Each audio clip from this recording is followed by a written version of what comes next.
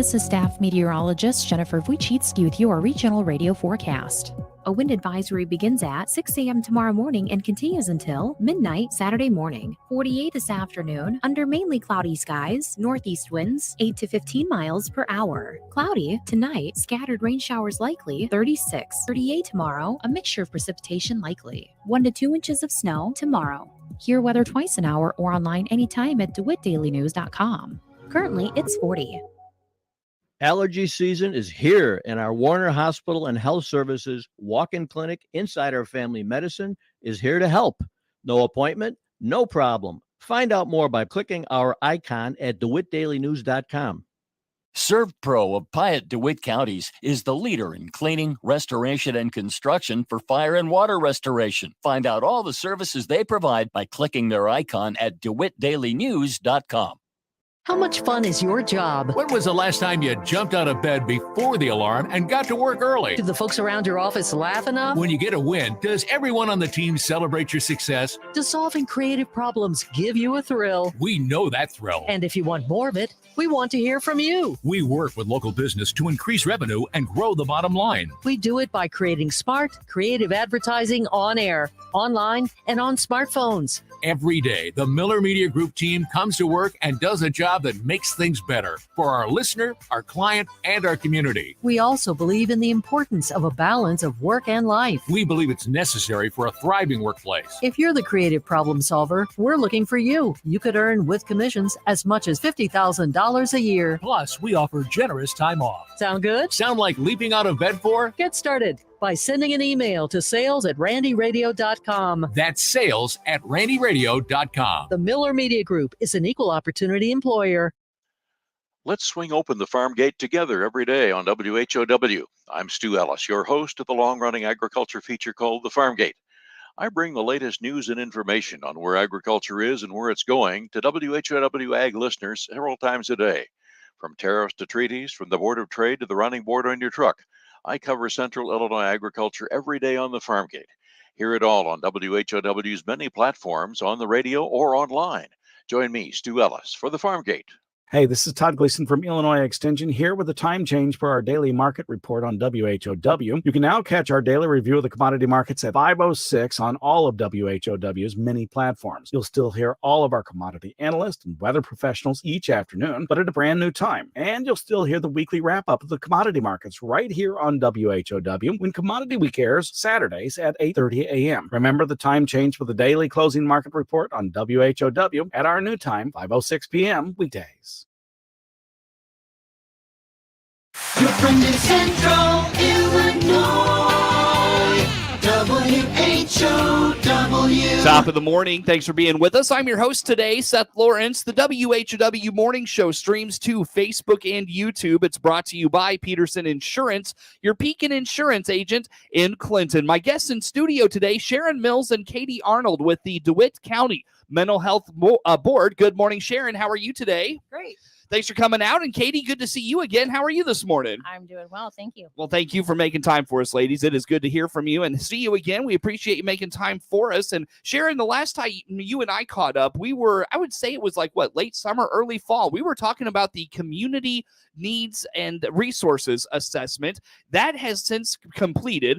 But let's just take a step back for a moment and remind folks what the Mental Health Board is and what it's all about. What do you do? How about those things? Okay. Well, the DeWitt County Community Mental Health Board was established August 22nd, 1967. Mm-hmm. And its purpose is to ensure that residents of DeWitt County with mental illness, substance use issues, and or intellectual developmental disabilities have access to services as close to home as possible without unnecessary barriers. Mm-hmm. Now, I venture a guess, from the late 60s when this group was founded to 2022, things have probably dramatically changed. What was the initial goal of the Mental Health Board in the 60s and then obviously through the 70s and 80s? How about those things?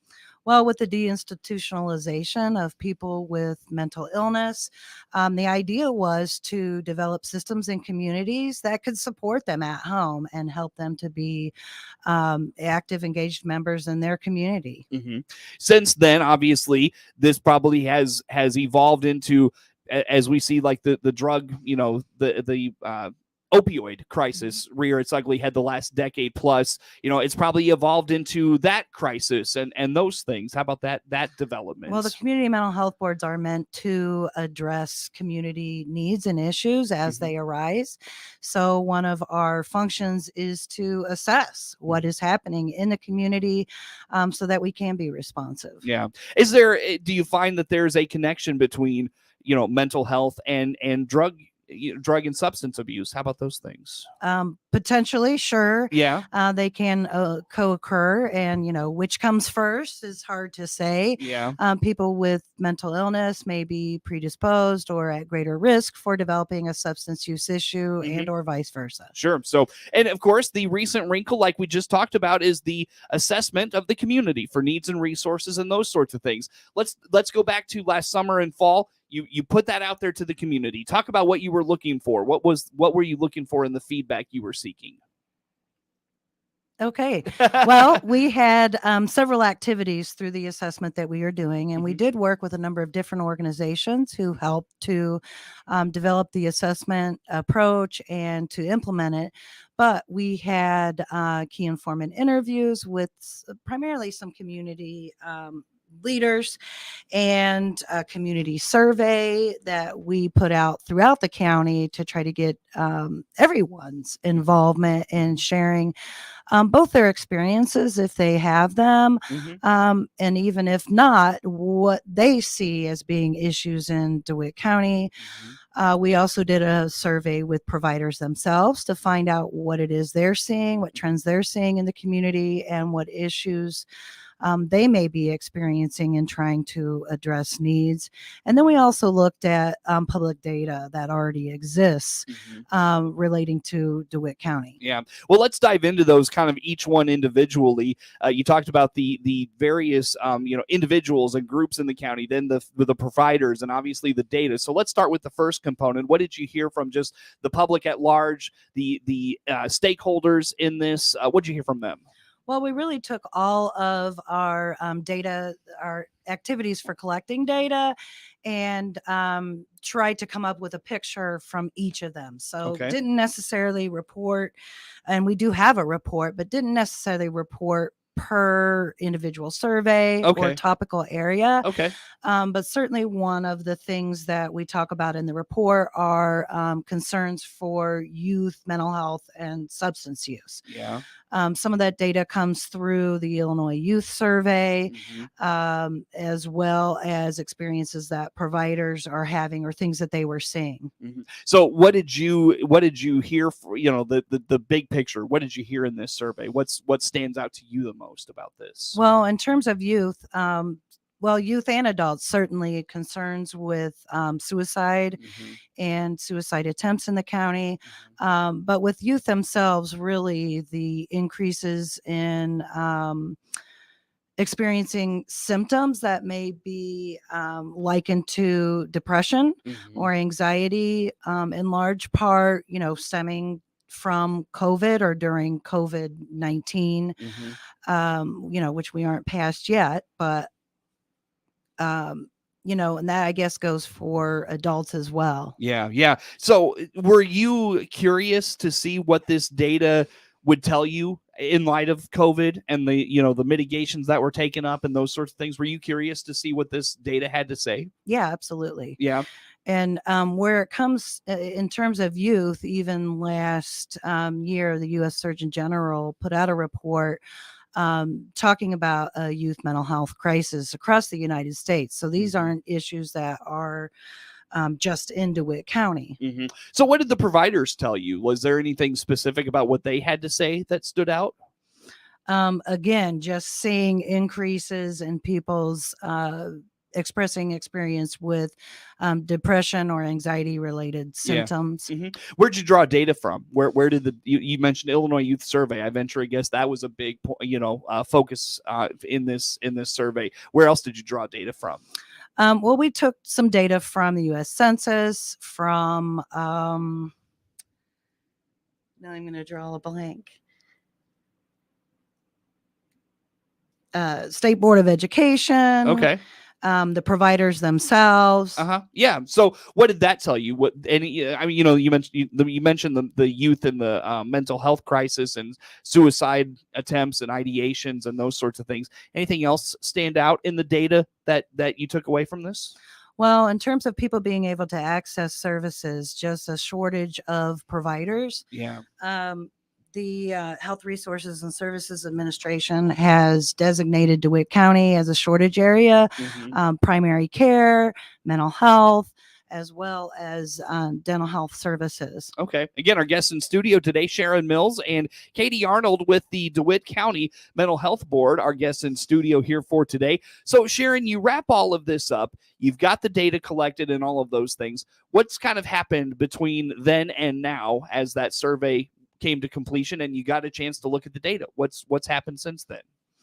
Well, we're just starting to take a look at what is already happening in the county to address some areas that the assessment itself talks about, as well as planning for some community presentations and discussions around the report itself, as well as a chance to meet some of the providers. Now, you mentioned you can view this report. Let's talk about that a little bit. Where can you view the report? How about some of those things, Katie?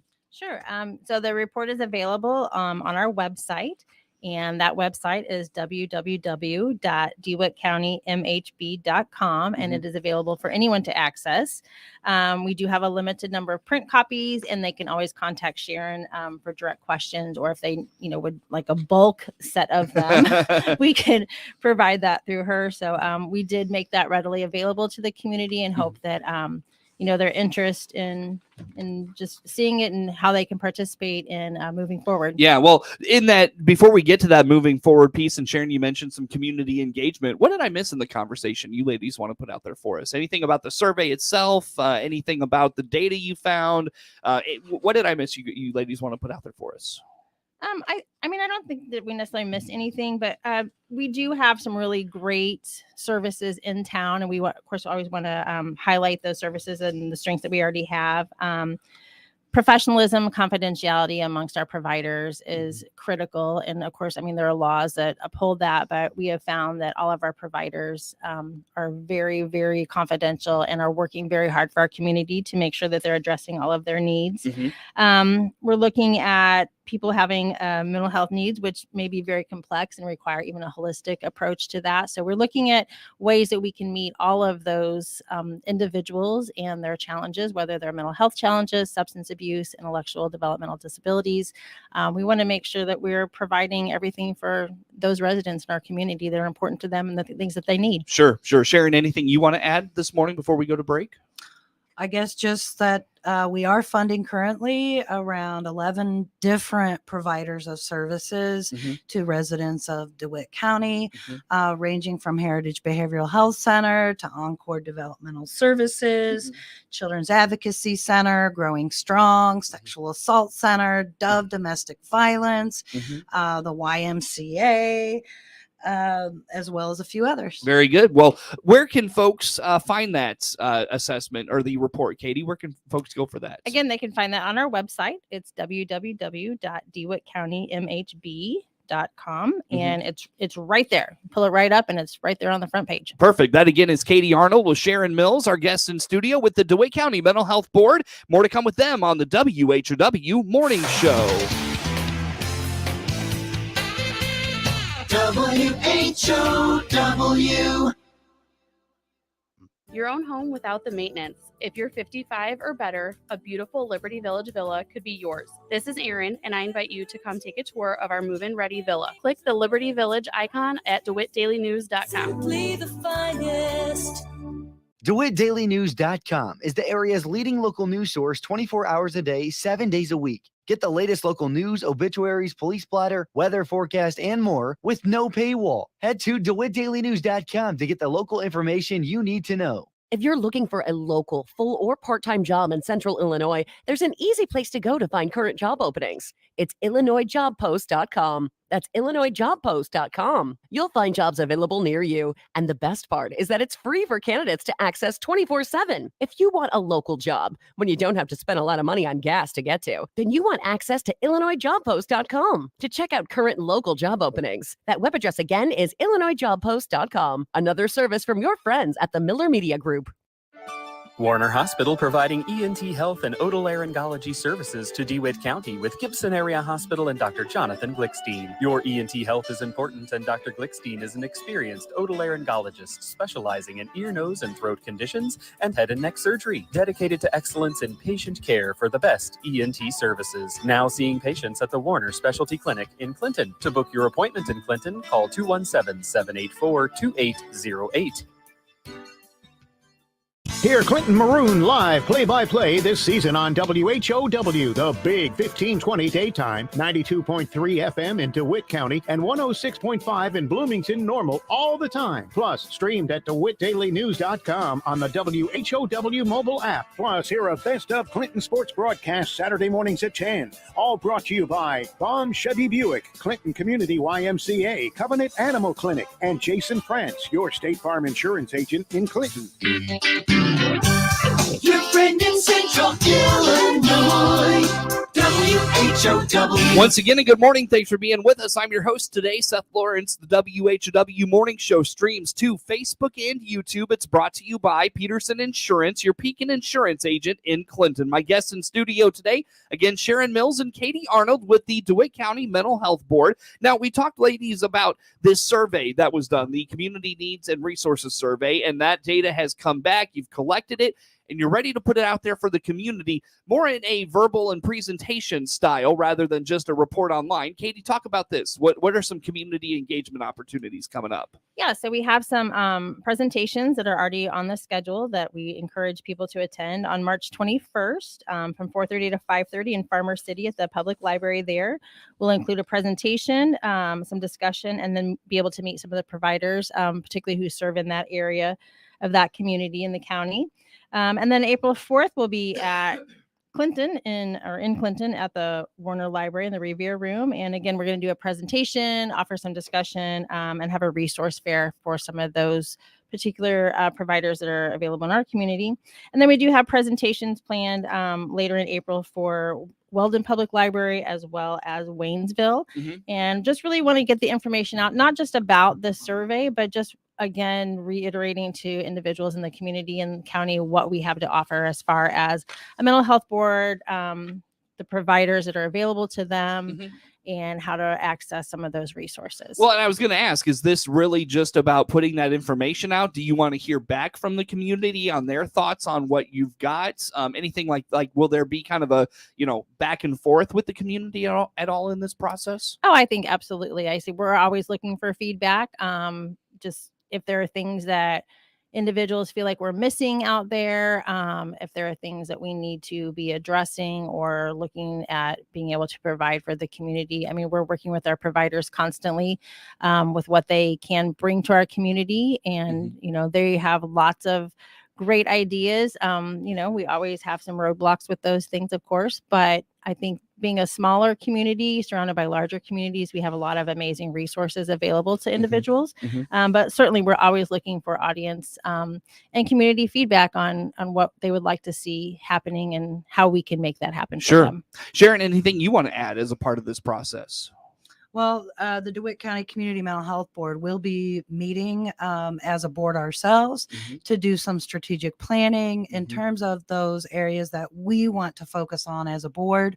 But really, we're here to work with the community and other providers and contribute in whatever way we can to addressing needs that may have been identified. And I know that looks like maybe perhaps bringing a program that's successful in Piatt County and emulating that in DeWitt County. Talk about that a little bit. Right. Well, you may have known that we did have a DeWitt County Substance Abuse Coalition that was active into last year. And that had disbanded for a number of reasons, but the providers and individuals that were working with that didn't want to see that go away. So at the leadership of Piatt County, We will be working, we hope, to develop what is called a recovery-oriented system of care in DeWitt County, which really is a way to coordinate prevention, treatment, and recovery-related supports for people with substance use issues. Mm-hmm. And it doesn't sound like that is a program that is like, there's not like a lot of infrastructure in place needed. You know, it doesn't require a lot of money. It's really kind of a grassroots effort from the way it sounds. Is that a fair assessment, you think? Well, Piatt County is applying to the state for a grant to help support this. Right. They're, developing capacity for the program right now. It will involve a paid coordinator, but also with people with lived experience of, being at some place in their recovery journey with substance use issues. And this ROS, the Recovery Oriented System of Care, and its activities really are meant to be led by people with lived experience because they really know best on what they may need and how best to reach and serve them. Yeah, and that's kind of that grassroots component, I feel like, a little bit as well. So anything else, ladies, to talk about with this, whether it be, again, the survey, you talked about strategic planning, Sharon. What does that process look like? How long does that process take, you think? Well, for us, because we've really done the bulk of the work through having the needs and resources assessment, it'll be our board sitting together through a couple of meetings just to look at what we've collected and how we may be able to best address some of the issues that are raised. Yeah. Will that be something when it's completed you put out there for the community to see and be a part of? Yeah. Interesting stuff. Absolutely. Very good. Katie, anything you want to add this morning? We always are looking to get the community involved with any community service and civic engagement. We currently have a vacancy to fill on the mental health board. One of our members just recently had to step off, and I know other organizations are always looking for volunteers and board members as well. We always encourage our community members to learn about these topics and to talk about them. We're working diligently, I know, even in the schools, to try to reduce the stigma and making sure that people are very much aware of where to find those resources and the things that they need. And then again, just encouraging everyone to review the survey along with the providers and just report out anything to us and see how they can kind of fill in and meet some of those gaps that we might have and what they can do to be a part of that. And I know that the school district has taken up a lot of initiatives over the last several years to identify some of this. What have you done in the schools, Katie? A lot. No, I'm kidding. No, you really have. I mean, you're not kidding. You have done a lot. It's an ongoing thing. I love it though. But so we've developed some programs in our high school. We've added a program to our junior high students. We're always looking at programs to address students' mental health challenges and just making them aware of various things. Unfortunately, we're seeing a large, I don't know, I should say large. We're seeing an increase in some substance abuse, which is disheartening to see. But again, just educating the students on, all the things that are important and all the things that are going on in their lives that we can to work with them, to address some of the challenges that they're having. So I'm curious if there is a connection, you think, between the legalization of marijuana and those things that you talked about with the substance abuse increase, the mental health issues increase. What do you think about that? Oh, I think that's a topic for another day. Yeah. It's a deep one. Yeah. It absolutely. I think that there is. I think there seems to be some concern that, it's legal, so I can kind of do what I want. Yeah. And so I think, there's a lot of challenges that have come along with that. Yeah. Unfortunately, we see students and individuals, trying to self-medicate, and that is never anything we encourage because medication can be important, but there are a lot of facets to being medicated and addressing some of those challenges heads on, as opposed to trying to just mask them and not deal with them. Well, I mean this. Let's have that conversation sometime. Yeah, absolutely. I think it's an important one to have for sure. Sharon, let's wrap up with how do folks find this report, the Community Health Needs and Resources Assessment? Where do they find that? They can find it on our website, DeWittCountyMHB.com. I did also want to mention again, there is a resource directory at the back of that report. We hope to produce that as a standalone document document as well. There are a number of links to providers on our website as well. If people are looking for services, they can always call 211 to get some idea of what services may be available. And of course, if there's a concern for suicide or if they are in crisis, they can pick up the phone and dial 988. Very good. Ladies, thanks so much for your time today. Again, Sharon Mills, Katie Arnold with the DeWitt County Mental Health Board. WHOW. With SRN News, I'm Rich Thomason in Washington.